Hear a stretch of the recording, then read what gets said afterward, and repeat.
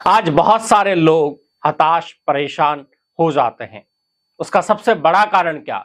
बार बार असफलता मिलना। आज लोगों को बार बार असफलता मिल रही है। क्या आपको भी असफलता का सामना बार बार करना पड़ रहा है? अगर असफलता का सामना आपको बार बार करना पड़ रहा है तो आपको कुछ तरीके बदलने हैं। कुछ तरीकों को बदलकर आप अपनी असफलता को सफलता में कन्वर्ट कर सकते हैं, लेकिन वह तरीके हमें याद रखने चाहिए। बहुत सारे ऐसे तरीके हैं। बहुत सारी जो सफल व्यक्ति है वो अपनी बायोग्राफी जब लिखते हैं तो उसमें उन तरीकों को लिखते हैं, लेकिन हम किसी दूसरे की बायोग्राफी बहुत कम पढ़ते हैं। हमें दूसरे से सीखना चाहिए। कभी अपने ऊपर अप्लाई करोगे तो पूरी उम्र निकल जाएगी। दूसरे के जीवन से अगर हमने कुछ सीखा तो उसका हमें बहुत अच्छा रिजल्ट मिलेगा। आज हम खुद के लिए तो बहुत कुछ करते हैं, लेकिन दूसरे की जीवनी को नहीं पढ़ते हैं। हम खुद के लिए कभी कुछ नहीं करते और ना कभी दूसरे की जीवनी को पढ़ते हैं। हमें खुद के लिए भी समय निकालने की आवश्यकता है। हमें यह सोचने की आवश्यकता है कि मेरी गलती कहाँ हो रही है, किस जगह में बार-बार मैं विफल हो रहा हूं, ऐसे कौन से कारण हैं जिसकी वजह से आज मैं असफल हूं। तो आज हम उसी टॉपिक पर बात करेंगे। आप सभी का मेरे YouTube चैनल डॉक्टर सुनील में स्वागत है। तो आपसे आज हम इसी टॉपिक पर बात करेंगे। अगर आपको ये चैनल अच्छा लगता है तो सब्सक्राइब करना ना भूलें। तो दिनचर्या में आज बहुत सारे लोग बहुत सारे काम करते हैं, लेकिन बहुत सारे असफल बार बार हो जाते हैं। और असफलता के पीछे कुछ कारण होते हैं, लेकिन उन कारणों को कभी हम नहीं देखते और ना कभी उन कारणों के बारे में हम सोचना चाहते हैं।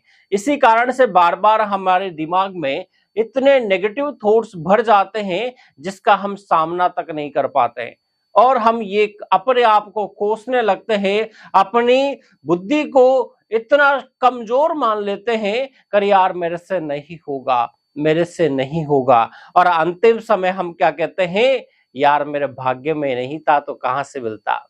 अरे भाग्य आपका आपको खुद बनाना पड़ेगा। आपका भाग्य आपको स्वयं लिखना पड़ेगा। परमात्मा ने सिर्फ खाली किताब आपके सामने रखी है। कर्मों की खाली किताब आपके सामने है। जैसा आप लिखोगे वैसा ही आपके जीवन में हो जाएगा। इसलिए जीवन में हमेशा याद रखें कि मुझे अपने कर्मों को श्रेष्ठ बनाने के लिए मेहनत खुद करनी पड़ेगी। परमात्मा इस धरती पर उतर कर नहीं आएगा जो मुझे मेहनत से छुड़ा देगा। लेकिन मेहनत तो चलो वो आ भी गया, उसने मेहनत से छुड़ा भी दिया, लेकिन बावजूद फिर भी हमें अच्छे कर्मों के लिए मेहनत करनी पड़ेगी। तो कर्म तो मुझे ही करने ना। तो जब कर्म मुझे करने हैं तो फिर असफलता सफलता से मुझे डर किस बात का। बार बार जीवन में असफलताएं आएगी, लेकिन वह कहीं ना कहीं मुझे बहुत कुछ सिखा कर जाएगी। ऐसा मत सोचना कि आपको असफलता कुछ नहीं सिखाती, बहुत कुछ सिखाती है। जीवन में ऐसे बहुत सारे लोग हैं जो लगातार असफल हुए हैं, लेकिन एक टाइम ऐसा आया कि उन्होंने सफलता को प्राप्त किया और पूरी दुनिया में पूरी जगह पर उनकी वाहवाही भी हुई है। असफल कौन नहीं होता, हर व्यक्ति असफल होता है, लेकिन असफलता से जिसने कुछ नहीं सीखा वह कभी सफल हो ही नहीं सकता, क्योंकि असफलता हमें सिखाने आती है। असफलता हमें स्ट्रोंग बनाने आती है, लेकिन हम असफलता से कभी कुछ सीखते ही नहीं है। जीवन में बहुत सारे उतार चढ़ाव आपके आएंगे, लेकिन उन उतार चढ़ावों को अपने जीवन का हिस्सा बना ले और आगे बढ़े। ये मत सोचे कि यार मेरे साथ ही ऐसा क्यों होता है, मेरे भाग्य में ही ऐसा क्यों है, मेरे कर्मों में ही ऐसा क्यों है। आपका भाग्य भी श्रेष्ठ है, आपके कर्म भी श्रेष्ठ है, लेकिन आपका आलस उन कर्मों को धीरे धीरे धीरे खत्म कर रहा है। आपका भाग्य बनता बनता भाग्य बिगड़ रहा है, उसका सबसे बड़ा कारण है आपका आलस। तो सबसे पहले हमें आलस छोड़ना पड़ेगा। छोटी उम्र में विद्यार्थी जब पढ़ते थे छोटी उम्र में, तो उनको सिखाया जाता था काग चेष्टा बको ध्यानम स्वान निद्रम ततोचे, अल्पहारी ग्रह त्यागी विद्यार्थी पंच लक्षणम। तो काग चेष्टा यानी कव्वे के जैसी चेष्टा। तो जब विद्यार्थियों के 5 नियम बताए गए हमारे ऋषि मुनियों ने, तो वैसे ही नियम जीवन में अप्लाई करने की आवश्यकता है। यानी विद्यार्थी को कम सोना चाहिए, विद्यार्थी को कम खाना चाहिए, विद्यार्थी को हमेशा एकाग्र रहना चाहिए, विद्यार्थी को हमेशा त्यागी होना चाहिए, यानी अकेले में रहना चाहिए। तो जो 5 नियम है, कितने अच्छे नियम है। अगर इन 5 नियमों को कोई भी विद्यार्थी अगर अप्लाई कर लेता है, तो वह सफलता की सीढ़ियां अपने आप चढ़ लेगा। तो जब विद्यार्थियों के लिए नियम है, तो क्या बड़ों के लिए नियम नहीं है? है। हर एक फील्ड के व्यक्ति के लिए नियम है। आप किसी कंपनी में अगर इंटरव्यू देने भी जाते हैं, तो वहां आपको पहले उस कंपनी के नियम पता होना चाहिए। आप किसी जॉब के लिए अप्लाई कर रहे हैं, तो उस जॉब के नियम आपको पता होना चाहिए। किसी जगह पर अगर आप काम कर रहे हैं, तो उस जगह के नियम पता होना चाहिए। आप अगर आर्मी से हो, लेकिन आर्मी के अगर आपको नियम नहीं पता, तो फिर आपको आर्मी में कोई रखेगा भी नहीं।